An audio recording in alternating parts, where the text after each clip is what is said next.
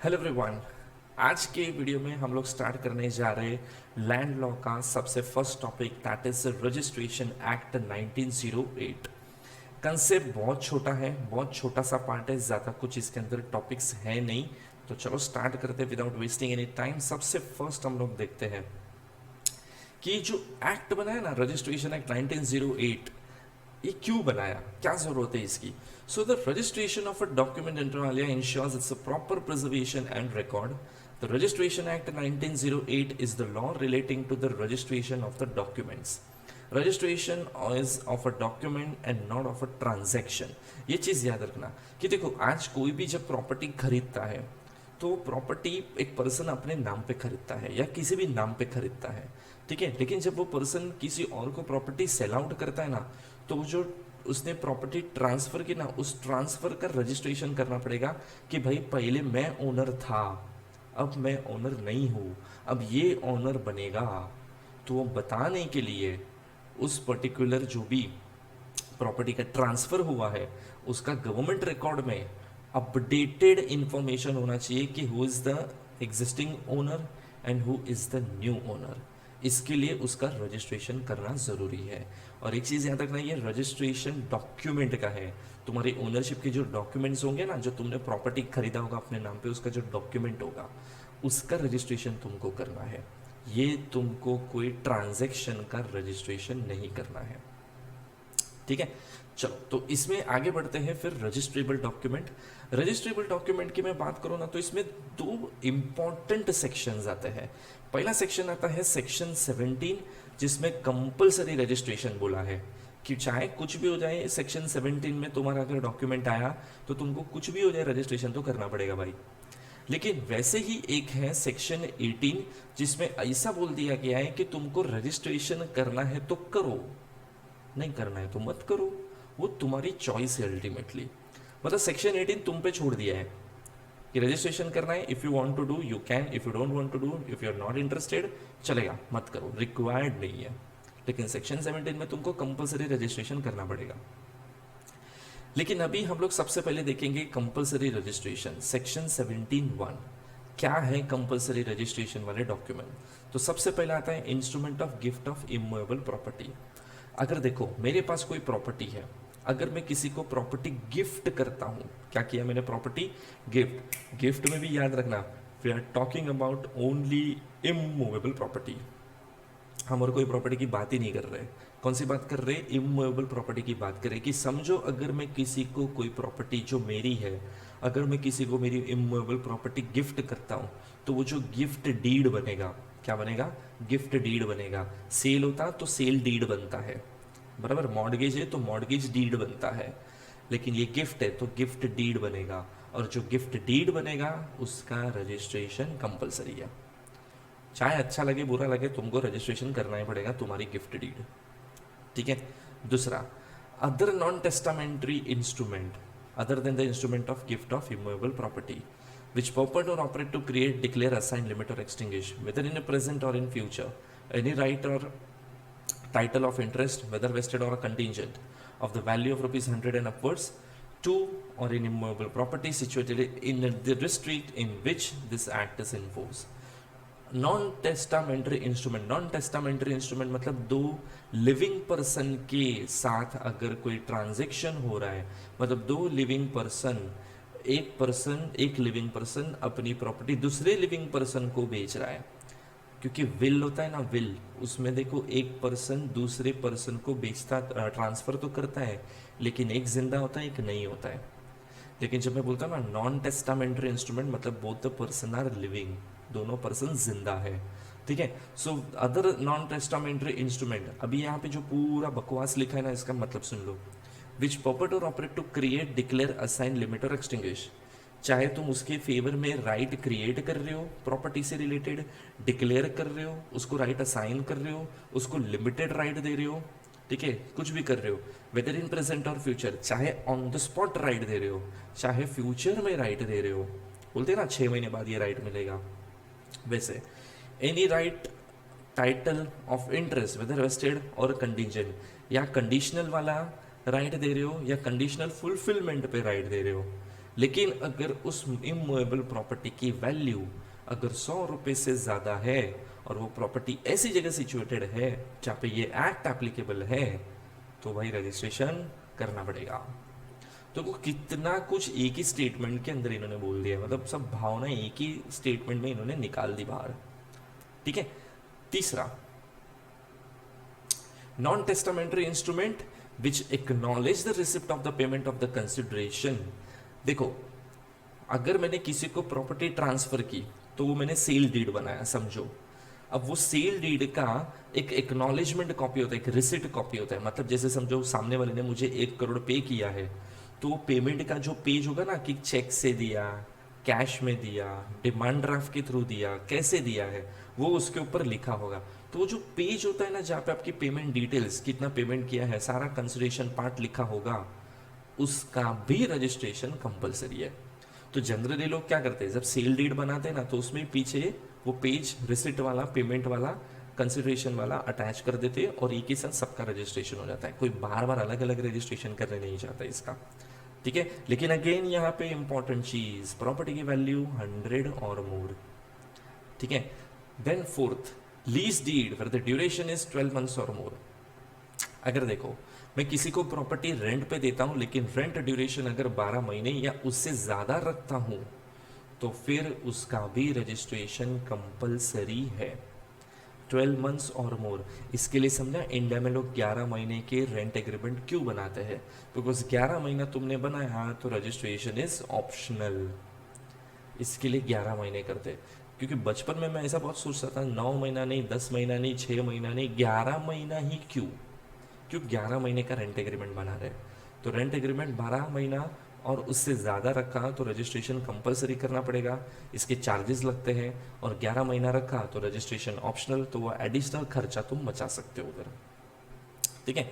And non testamentary instrument transferring और assigning any degree और order of the court और any award in order to create interest. अगर कोई भी person जो लिविंग पर्सन है उसके फेवर में कोई डिग्री पास हुआ है और जिसके थ्रू उसको राइट दिया गया है तो उसका भी रजिस्ट्रेशन कंपलसरी करना पड़ेगा। ठीक है।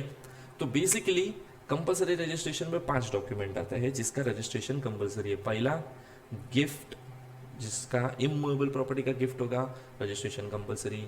दूसरा, कोई भी ऐसा ट्रांसफर किया गया है प्रॉपर्टी, चाहे प्रेजेंट राइट दिया हो या फ्यूचर राइट दिया हो, वेस्टेड दिया हो या कंटिजेंट दिया हो, लेकिन 100 या उससे ज़्यादा वैल्यू है तो रजिस्ट्रेशन कंपलसरी। तीसरा, उसकी रिसिट एक्नॉलेजमेंट कॉपी जिसकी वैल्यू 100 रुपये से ज़्यादा है, रजिस्ट्रेशन इज कंपलसरी। चौथा, रेंट एग्रीमेंट अगर तुमने बनाया जिसमें 12 महीने या 12 महीने से ज़्यादा का ड्यूरेशन रखा है, registration is compulsory. And the fifth one is कोई भी कोर्ट ऑर्डर की कॉपी, ठीक है, तो उसका भी रजिस्ट्रेशन कंपलसरी हो जाएगा। बराबर। चलो आगे देखते हैं एक्सेप्शंस टू सेक्शन 17(1). ठीक है, एक्सेप्शंस क्या है। सो यहाँ पे देखो सेक्शन 17(1) में क्या है, composition deed between debtor and his creditor, ये सबका रजिस्ट्रेशन नहीं करना है। ठीक है। Transfer of the shares of the joint stock company, debenture issued by the joint stock company, government grants, अगर गवर्नमेंट ने तुमको कोई ग्रांट दिया है इमूवेबल प्रॉपर्टी के नाम पे तो उसका रजिस्ट्रेशन नहीं करना है। Instrument of partition made by revenue officer, certificate of sale through public auction and order granting grant loan under certain other statutes, तो ये सबके रजिस्ट्रेशन तुमको करने की ज़रूरत नहीं है। बट ये 18 वाला नहीं है। ठीक है, 18 वाला अभी आएगा, ये रहा अपना सेक्शन 18। ठीक है। तो एक्सेप्शनल केसेस में क्या था, मतलब तुमको रजिस्ट्रेशन करना ही नहीं है, वो एप्लीकेबल नहीं, मतलब रजिस्ट्रेशन एक्ट उधर आता ही नहीं है। लेकिन सेक्शन 18 की जब मैं बात करता हूँ रजिस्ट्रेशन एक्ट आता है, बट रजिस्ट्रेशन तुम पे है, तुमको करना है तो करो, नहीं करना है तो मत करो। तो पहला, अभी देखो कुछ पॉइंट्स ना सिमिलर है, जो सेक्शन 17 में थे उधर थोड़ा मॉडिफिकेशन कर दो तो सेक्शन 18 के पॉइंट्स बन जाएंगे तुम्हारे। जैसे कि अगर कोई भी लीज जिसका ड्यूरेशन 12 महीना या उसके ऊपर नहीं है, उससे कम है, मतलब 12 महीने से कम है, 9 महीना है, 10 महीना है, 6 महीना है, 11 महीना है, रजिस्ट्रेशन ऑप्शनल। तो हो गया पहला पॉइंट इमूवेबल प्रॉपर्टी में। दूसरा, इंस्ट्रूमेंट विच पर्पस और ऑपरेट टू क्रिएट, पूरा देखो सेम लाइन में सब कुछ लिखा है, बस लास्ट खाली change, value of the property is less than 100। अगर 100 रुपये से कम वैल्यू की प्रॉपर्टी है तो रजिस्ट्रेशन ऑप्शनल है। तुम बोलोगे सर आज के ज़माने में कहाँ 100 रुपये से कम वैल्यू की प्रॉपर्टी है, मुझे भी पता है नहीं है, इन्होंने जानबूझ के ऐसा अमाउंट डाला है सो दैट मैक्सिमम से मैक्सिमम प्रॉपर्टी रजिस्टर हो, और जितने रजिस्ट्रेशन होंगे गवर्नमेंट रेवेन्यू जनरेट होता है। ठीक है, नेक्स्ट आता है कोई भी एक्नॉलेजमेंट कॉपी, सेम चीज़ सारी की सारी, अगर 100 रुपये से वैल्यू कम है तो भी रजिस्ट्रेशन ऑप्शनल। ठीक है, then next is movable property अगर है तो उसको रजिस्ट्रेशन एक्ट 1908 में रजिस्ट्रेशन नहीं करना है, उसके लिए दूसरे एक्ट होंगे वहाँ पे रजिस्ट्रेशन करना है। And the last one is will. ठीक है, विल हमेशा एक पर्सन बना के जाता है जब वो जिंदा होता है, लेकिन विल इफेक्टिव हमेशा डेथ पे इफेक्टिव होता है, बराबर। तो उसमें लिखा है देखो, will can be presented for the registration at any point of time and it is optional. Will तुम रजिस्टर भी करना चाहो तो कर सकते हो, ऐसा नहीं है कि करना ही नहीं है, रजिस्टर भी करना चाहो तो कर सकते हो, जब वो पर्सन जिंदा है तब भी वो विल को रजिस्टर कर सकता है, but ultimately it's an optional. तो यहाँ पे भी 5 चीज़, पहली चीज़ 12 महीने से कम लीज का ड्यूरेशन है, दूसरा प्रॉपर्टी ट्रांसफ़र किया गया है लेकिन वैल्यू 100 रुपये से कम है, तीसरा रिसिट कॉपी जो बनाई है लेकिन जो ट्रांजैक्शन प्रॉपर्टी की वैल्यू है, इमूवेबल प्रॉपर्टी की वैल्यू 100 रुपये से कम है, चौथा मूवेबल प्रॉपर्टी, एंड पांचवा विल। क्लियर। तो ये 5 ट्रांजैक्शन सेक्शन 18 में आ गए और 5 सेक्शन 17 में आ गए। Clear. 5 document, sorry not transaction, 5 document section 18 और 5 डॉक्यूमेंट सेक्शन 17। ठीक है, चलो नेक्स्ट आगे बढ़ते हैं। नेक्स्ट आता है हमारा टाइम लिमिट। अब चलो इतना तो बोल दिया मैंने कि भाई सेक्शन 17 में तुमको कंपलसरी रजिस्ट्रेशन करना है और सेक्शन 18 में तुमको ऑप्शनल है रजिस्ट्रेशन करना, लेकिन रजिस्ट्रेशन कितने टाइम के अंदर करने का वो भी तो पता होना चाहिए ना। सो देखो, ये रही उसकी टाइम लिमिट। तो टाइम लिमिट में सबसे फर्स्ट है डॉक्यूमेंट एग्जीक्यूटेड इन इंडिया। मैं किसी को प्रॉपर्टी बेच रहा हूँ, मैं भी इंडिया में हूँ, जो खरीद रहा है वो भी इंडिया में, डॉक्यूमेंट भी हम इंडिया में बना रहे हैं। ठीक है, तो डॉक्यूमेंट कब करना है registration? Within 4 months from the date of execution, and in case of urgent necessity time limit is 8 months, but higher fees has to be paid.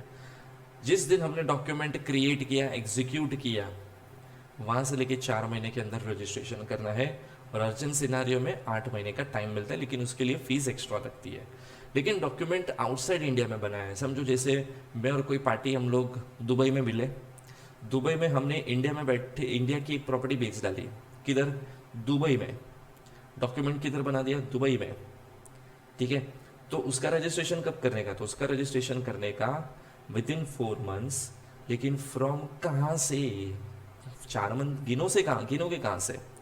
तो 4 मंथ वहां से गिनने का जिस दिन वो डॉक्यूमेंट फर्स्ट टाइम इंडिया में land हुआ, वहां से लेके 4 महीने के अंदर रजिस्ट्रेशन करने का।